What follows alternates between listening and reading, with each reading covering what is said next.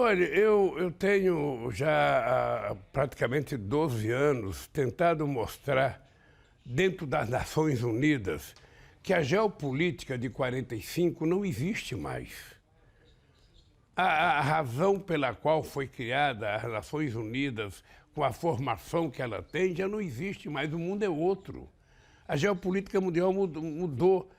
E os países que fazem parte do Conselho de Segurança, às vezes fazem guerra sem discutir no Conselho de Segurança. O mundo está precisando de uma governança global mais forte, sobretudo quando se trata de discutir dois temas, a paz e a questão climática. Se você não tiver um Conselho de Segurança da ONU com a autoridade de decidir e os países signatários cumprirem, a gente não vai resolver o problema climático no mundo. Porque cada país pensa apenas em si, cada empresário pensa apenas nos seus interesses e a gente não consegue fazer uma política climática correta para que a humanidade sobreviva respirando ar puro, bebendo água pura e tendo um mundo melhor para sobreviver. Esse é o desafio que está colocado para a China, está colocado para o Brasil, está colocado para os Estados Unidos, está colocado para a União Europeia. E nós temos que buscar. Por isso, eu vou continuar brigando. Eu não quero ser líder de nada, não quero ter hegemonia sobre ninguém. A única coisa que eu quero é o seguinte, é preciso criar uma nova forma de governança mundial. A China tem um papel muito importante no mundo hoje. A China tem que ser levada em conta. O Brasil tem que ser levado em conta. Um país como a Nigéria, como o Egito, como o México, tem que ser levado em conta. A Índia tem que ser levada em conta. Ou seja, então não dá para você ter uma governança que não representa aquilo que é o espectro político da sociedade mundial. Então eu vou continuar brigando por isso, vou continuar fortalecendo a nossa relação com a China. E quando eu digo fortalecer a relação com a China, eu não estou querendo romper com os Estados Unidos. Eu quero também fortalecer a relação com os Estados Unidos. Como é que a gente vai conseguir paz na Rússia e na Ucrânia, se ninguém está falando em paz? Todo mundo só está falando em guerra. Todo mundo só está falando de dar mais armas para a Ucrânia, sabe, atacar a Rússia, ou a OTAN colocar a fronteira no território russo. Então, o que é que nós precisamos encontrar? Países que queiram paz. A China quer paz, o Brasil quer paz, a Indonésia quer paz, a Índia quer paz. Então, nós temos que juntar esses países e fazer uma proposta de paz para a Rússia e para a Ucrânia. On Ukraine, China made this 12-point proposal for peace, and also expectations are high that you might propose something to China to work with Brazil to solve the situation in Ukraine, a very dire situation there. What specific plans do you want to propose to Beijing? Olha, eu não tenho um plano específico. Eu não tenho uma coisa produzida. A proposta ela vai sair de muitas conversas entre muitas pessoas. Estou convencido que a União Europeia, que sempre jogou um papel importante, porque a União Europeia sempre foi um ponto de equilíbrio, né? Ela nunca participava diretamente dos conflitos, ela agora entrou diretamente no conflito. Quando o companheiro Olaf Scholz, chanceler da Alemanha, foi ao Brasil, pedir para que o Brasil vendesse, sabe, mísseis para que ele pudesse entregar para a Ucrânia, eu disse que não ia vender os mísseis porque o Brasil não quer entrar na guerra. Heard about that. O Brasil quer paz.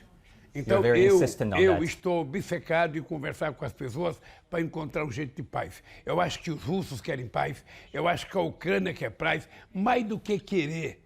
O mundo precisa de paz. Afinal de contas, nós ainda temos 1 bilhão de seres humanos passando fome.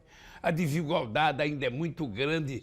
Então, o ser humano, os dirigentes, não têm o direito de fazer guerra quando o mundo está precisando de paz, de emprego, de distribuição de riqueza. É isso que nós vamos fazer no mundo e é isso que eu quero conversar com meu amigo Xi Jinping. A China tem um peso importante nisso. Só o fato das pessoas estarem conversando, sabe, já começa a aparecer uma ponta de esperança, sabe, entre os países que querem paz. How do you look at the role of China? Olha, primeiro eu acho que a existência da China, tal como ela é necessária ao mundo de hoje. É necessária, o mundo tem que ter debate, o mundo tem que ter disputas econômicas, disputas científicas, disputas tecnológicas, sabe? E os chineses vieram, sabe, e despontaram como uma grande potência. Há 50 anos atrás, ninguém acreditava que a China pudesse chegar em 2023 com a potência que a China é. A China é uma potência em quase todas as áreas da atividade econômica. A China é uma potência hoje em ciência, em tecnologia, em produção. E eu acho que engenharia, eu acho que isso é importante para o mundo. Porque o mundo não tem só um lado, a gente não tem que ficar olhando só uma voz ou olha um país. Agora a China aparece no cenário mundial não falando de guerra, mas falando de desenvolvimento, falando de investimento em educação, formando engenheiros, formando bioquímicos, formando médicos, formando engenharia espacial, sabe, competindo, sabe, com aqueles que eram campeões. Sabe, isso é muito importante, isso é saudável para o mundo.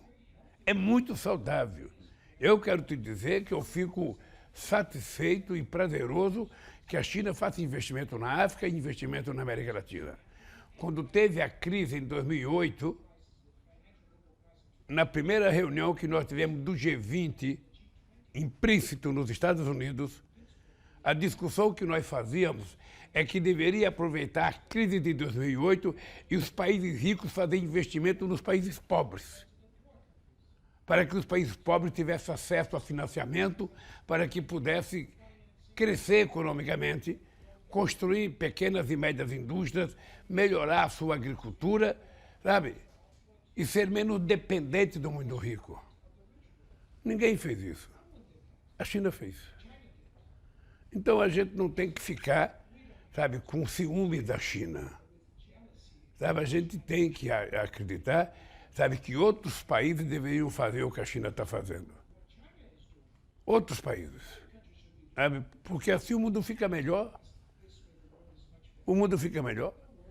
Então eu acho que os chineses hoje representam um certo equilíbrio no debate econômico mundial, no avanço científico mundial, sabe?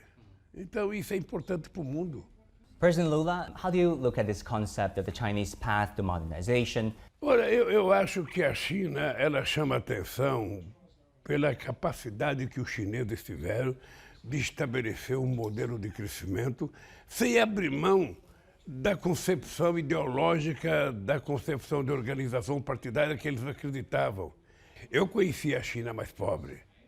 Eu conheci o momento em que o Brasil pagava salário mais alto do que a China, de que a economia brasileira parecia ser mais forte do que a chinesa. E os chineses deram um salto de qualidade extraordinário.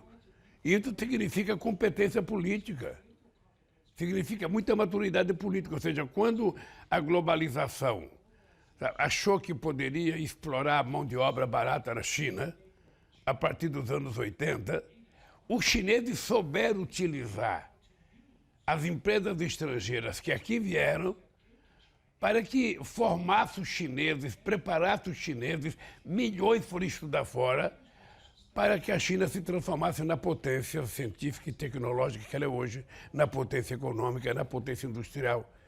Então, é uma coisa extraordinária, por isso que eu sou admirador. Sabe? Não foi brincadeira tirar a quantidade de milhões e milhões de pessoas pobres que tinham na China e fazer as pessoas ascenderem a um padrão social mais elevado, se bem que ainda tem muitos pobres, mas tem muito pobre em muitos países do mundo. No Brasil, por exemplo, nós tínhamos acabado com a fome em 2012 e a fome agora voltou, numa demonstração de que houve responsabilidade política e econômica no Brasil, coisa que não aconteceu na China.